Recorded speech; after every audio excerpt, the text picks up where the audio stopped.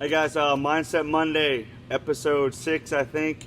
I'm going to switch it up. I'm going to read out of this journal entry that I wanted to share with all of you. It's pulling some ideas from a few different people, and I wrote it all down in one session, and I was like, man, I really want to share that, so here it goes. Bear with me in my reading. I'll probably be looking down more than I will looking up. The sun doesn't judge its light by the shadows it casts, meaning don't be too critical of your own shadows. Grow from them and dig into them, their origins, and work on them and find someone who can help you through them. But don't let it eat you up so much so that you can't handle it all on your own. Admit to what you don't know in times it's right to, and be mindful before you speak. But understand that internal self needs to learn and grow also, and it can be wrong. So for me, what that means is there's a lot of us that want to not admit to our shadow within us. So it's the light and dark, it's the good and evil, and all of us have it in us, and it's not something we should try to completely rid ourselves of unless it's just not serving us well. But understanding we can't just suppress it, and that it's got to be something we dance with, at least to make it into something that serves us better, that we can at least work on. And understanding, in like my last videos, we talked about what society creates, our beliefs. Most of our beliefs are from what society created. So our education system, our parents, family, their families, their parents, and it goes back into these ways of doing things. And a lot of us don't sit and ask, is that the way I want to do things? So understanding that internal self that you have in there could be wrong, or it could be maybe not wrong, but it could be not serving you well anymore. And it's something that you have to dig into and decide if you want to change it or not. Accept each negative opportunity in your external as a moment to learn from, rather than a moment to be right. But stand up when needed. Don't get so caught up in the habitual thinking that doesn't serve you well just because that's what you do or who you are. Accept the control and put in new practices to rid what doesn't serve you anymore. Don't take for granted the things in your life that you do a lot of. They won't always be there. Don't accept being in a bad mood, festering or stewing on things, or coming home in bad moods just because you can make it up to that person tomorrow, or you can make it better tomorrow, because tomorrow will come. Don't let this idea alone become a habit you accept of yourself, because there are real consequences to this type of action you let yourself partake in. You can't wait around to make things better on the assumption that what you're doing right now is without risk. Stagnation has a cost. Lack of action has a cost. Acceptance of negativity has a cost. Avoiding something due to suffering as a possibility of its path has a cost.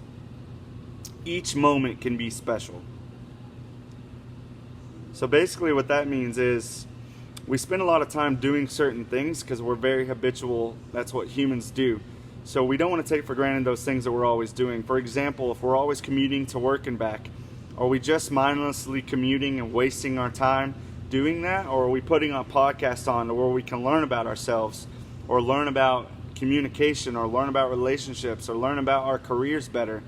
Or are we using our time wisely to further our knowledge on ourselves and grow? If we've had a bad day, are we entering our house that way?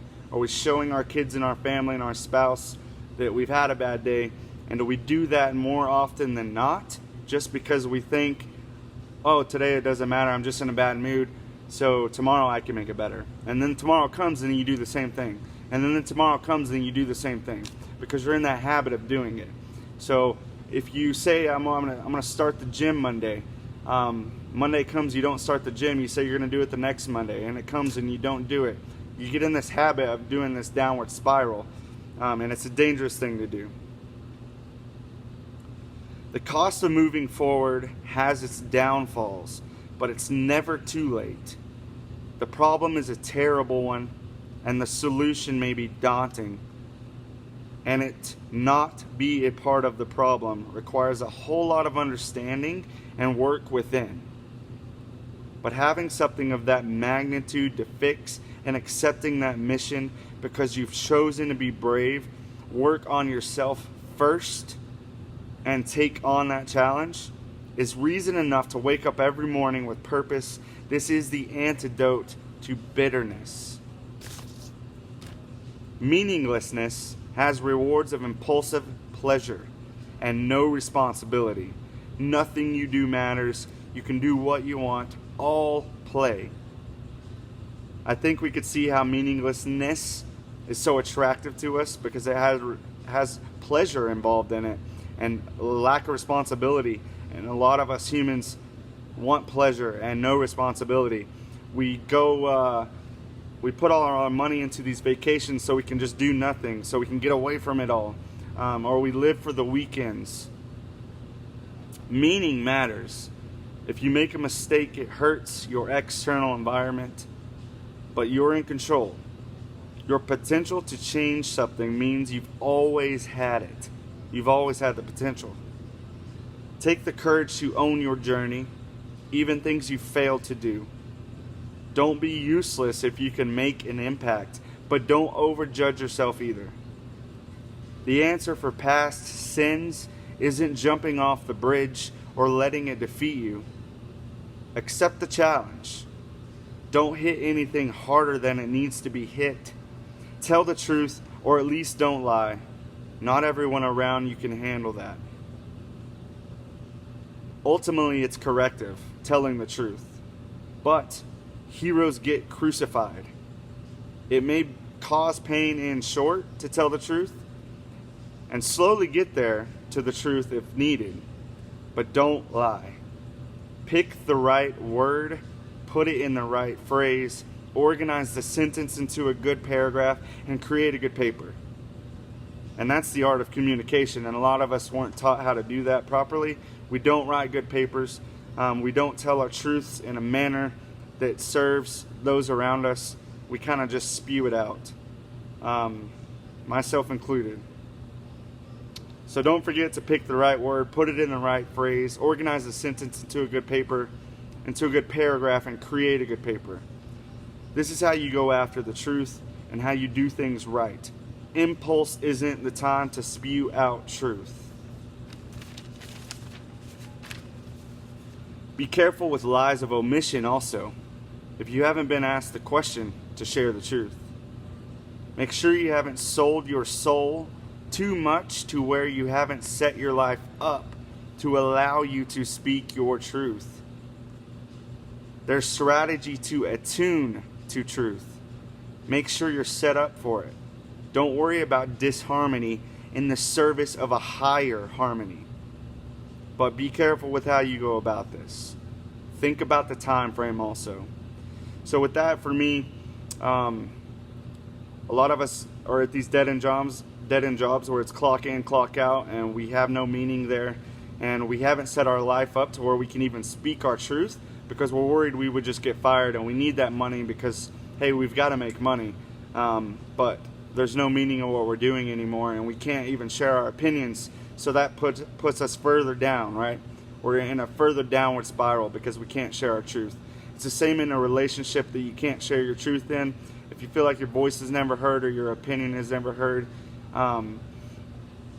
that's another downward spiral we create. You can't live a life out of fear that you'll lose what you have if you speak up or tell the truth and get your answer to life. Your answer to life can't always be to leave what doesn't serve you. But there's a time, if fixing it isn't working, you must step away for the greater good or for the truth.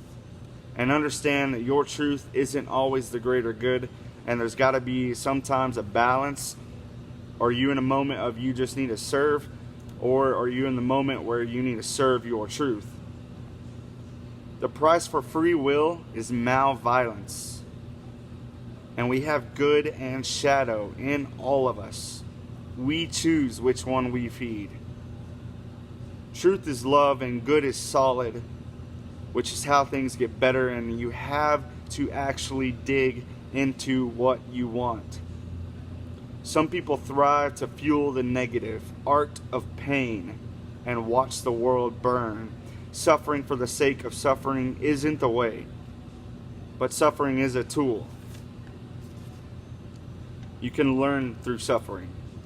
Don't agree to anything you don't agree to, and don't squash other people's opinions. This doesn't mean you have to go with it if you don't agree. But simply not agreeing doesn't mean you don't listen. Strive to listen, understand, and do what you agree to. To me, especially in relationships, this is important, is only doing things you agree to. This means you both come to an agreement together and do the thing you both agree to, not pushing your opinion on the other so that they back down and just do as you please. Rather, you both come to an agreement on what to do.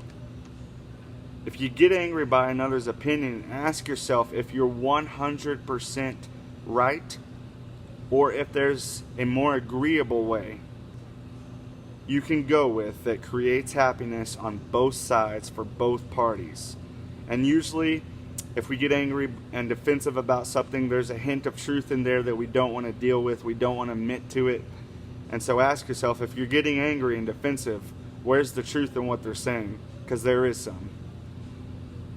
Make sure that the other person sees it this way also. And it takes the other person being open enough, willing to accept other ideas, limit their own ego and self-absorption.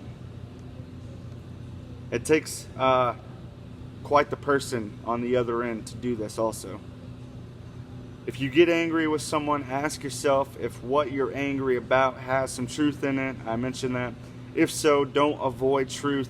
In the end, truth is love, and it's the greater good, even if it hurts. The ego, even if you're wrong in any way, even if it hurts in the short term, don't respond impulsively. Listen.